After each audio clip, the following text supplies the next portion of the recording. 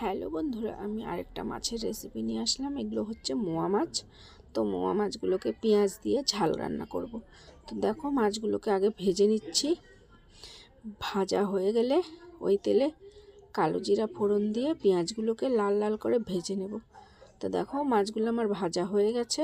এবার ওই তেলে আমি আরেকটু তেল দিয়ে কালো জিরা আর পেঁয়াজগুলোকে ভেজে নিচ্ছি। তারপর দিব লঙ্কা বাটা আর টমেটোর একটা পেস্ট করা, আর হলুদ আর লঙ্কার গুঁড়া, লবণ দিয়ে ভালো করে এটাকে ভাজবো। তো মশলাটাকে সুন্দর করে লাল করে ভাজবো। তারপরে দেখো, ভাজা হয়ে গেছে।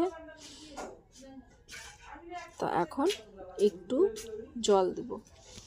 জল দেওয়ার পরে মাছগুলো দিয়ে দেব। এটা হচ্ছে মাছের ঝাল, মোয়া মাছের ঝাল।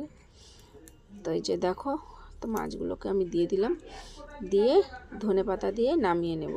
তো কেমন হয়েছে অবশ্যই আমাকে কমেন্টে জানাবে। তোমরা সবাই ভালো থাকবে, সুস্থ থাকবে, আর আমার ভিডিওগুলোকে ভালোভাবে দেখবে। তো ভালো লাগলে আমার পাশে থাকবে। সবাই ভালো থাকবে। টাটা।